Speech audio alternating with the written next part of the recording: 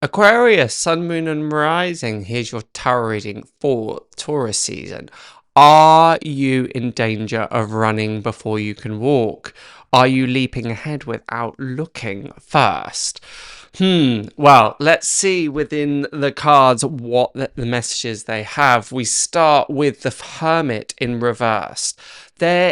For all of the star signs, there's a bit of a crunchy start, let's put it like that, for Taurus season. Likely born by the fact that we're still overcoming a lot of planets in retrograde. They're only just moving forward. There's a lot of uncertainty moving around at the moment.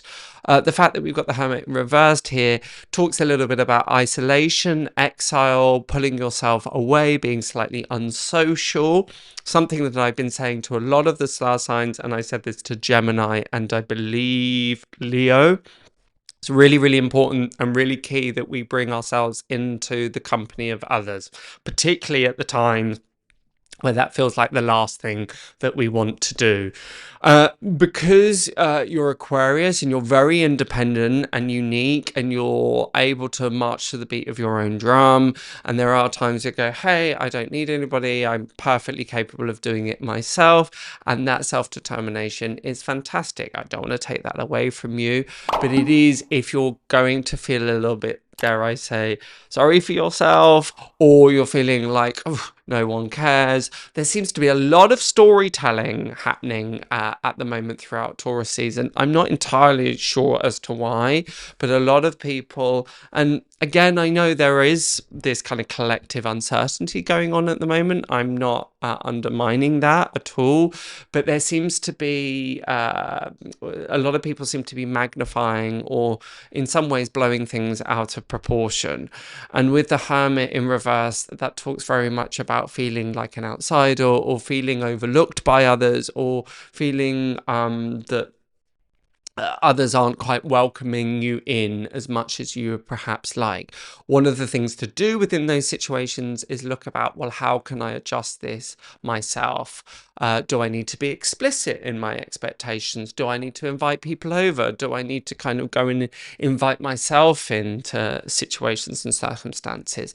Also, in those times where you're feeling that your opinions or your viewpoints or the things that you want seem to be quite at odds with other people, again, I wouldn't necessarily read that too much into that. I would just let that be and just go, hey, horses for courses. What works for you works for you. What works for me works for me. Don't allow it to create any unnecessary rifts. We also have here the Nine of Pentacles reversed. And Nine of Pentacles is usually the card of discipline, of abundance, of self-sufficiency. The fact that we've got this in reverse may talk a little bit about financial setbacks. Could also talk or point towards a lack of self-discipline. Now, obviously, I'm not waving my finger in your face, Aquarius, and saying everything's your fault, and none of this feels bad by any means. You know, even within those times of challenges, they're often the times that we learn the most about ourselves, or the most is revealed, or they are lessons that need to be learned. There is an encouragement here for discipline. Taurus, you know, sometimes there can be a certain expectation or a laziness that comes with Taurus season. So it is making sure that you are still delivering what you need to be delivering, that you're still keeping your eyes set on the goals that you are.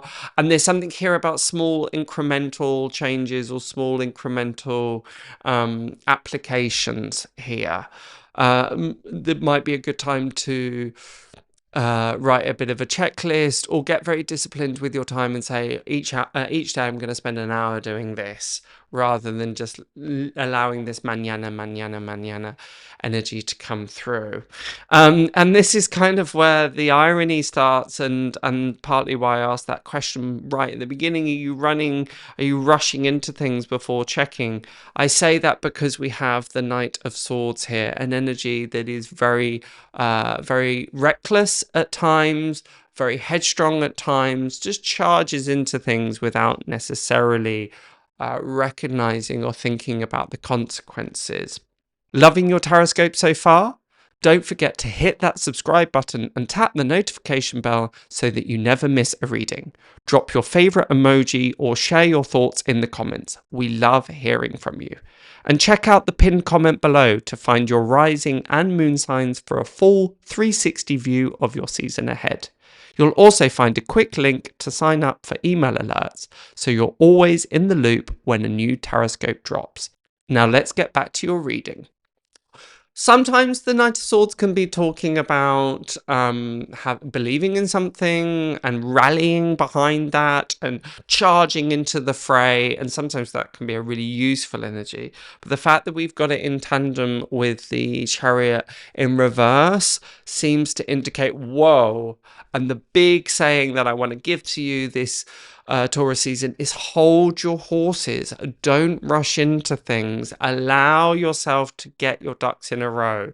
Because of this lack of self-discipline as expressed by the Nine of Pentacles and the Knight of Swords, there's this real want to just, oh, I'm sure it'll be fine, and wing it. And I'm thinking, no, don't wing anything.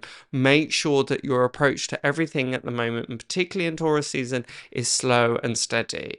This is something that Taurus is absolutely great at. It's steady progress. It can be a little bit dull. It may take a little bit of time. Yes, you'll have to cultivate some patience within your life, a little bit more than perhaps you want to, but that is absolutely the right approach. They're also saying in my ear, only fools rush in. And there's just... sometimes we can just do things off the cuff. Sometimes that spontaneity and that impulsiveness can be really exhilarating and exciting. But in this instance, I just feel that it will get you into hot water. Now, the Chariot has appeared, I believe, for Gemini as well. So go and check out their video, because there's certainly some overlap, Aquarius, with your fellow air sign. And when it appeared for Gemini, I'm pretty sure it was Gemini, there was certainly a message here around just enjoy some stillness. This again is a message that's coming off up across the board. Are we carving out stillness? Are we carving out time just to be? There is a paradox occasionally when spring has sprung and we get this excitement coming in and we want to launch into things and we want to start new projects and we want to expand our horizons. But it's finding stillness in a different way. This isn't hibernation that we've been seeing throughout the winter months. This is getting your mind into order, getting your affairs into order, getting your heart into order, getting things set up in such a way that when we start moving forward, we're not having to retroactively fix things or change things because we didn't take that beat. We have the appearance too of the Seven of Wands, the Lord of Valor. Now, this is a card that appeared, I believe, in Libra, but it might have been Gemini, but certainly one of the air signs. So this is an energy that is coming in largely for a lot of the air signs. The Seven of Wands is often a card of boundaries. It's a card of maintaining the upper hand. It is important to look at what are you and aren't you willing to put up with, both from yourself and others. And why I say yourself is, it's all coming back to this point of discipline. Are there some bad habits you've picked up? Are you trying to find a shortcut to things? Are you just trying to take the easy road a little bit? As much as the slow road can feel a bit frustrating at times, and it can feel a bit kind of, we want things to get going, get moving. What it does do is ensure that, just as I mentioned before, that we're not taking shortcuts, we're not overlooking the obvious, and we're not doing things in a hashed way by any means. It will also links, I would say, with the Seven of Wands links in part with the Hermit as well. They're both talking about these themes of isolation. They're both up at the top of the hill, and you can see with the Seven of Wands, we can't even see the others that are trying to stick their oar in, so to speak. So don't be surprised if you're feeling a little bit that you're having to hold your ground with others, or you're feeling that others are being slightly impertinent, that they're invading your space, or you're having to stand your ground a little bit more firmly than you're used to. It's important that you just check in saying, is this my stuff? Am I feeling a bit triggered here? Am I feeling a bit... There's a propensity towards, what's the word that I want to use? This sulking?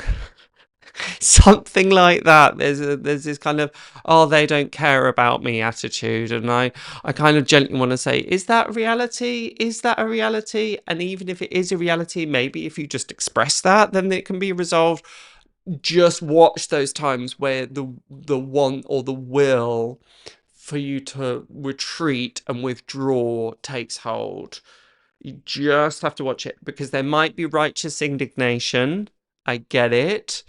But if all that's going to be achieved from that is that you're going to feel isolated, then is that perhaps the best approach? Does that help? Does that resonate? Let me know in the comments below. But until next time, have a wonderful Taurus season, and I shall see you then. Bye for now.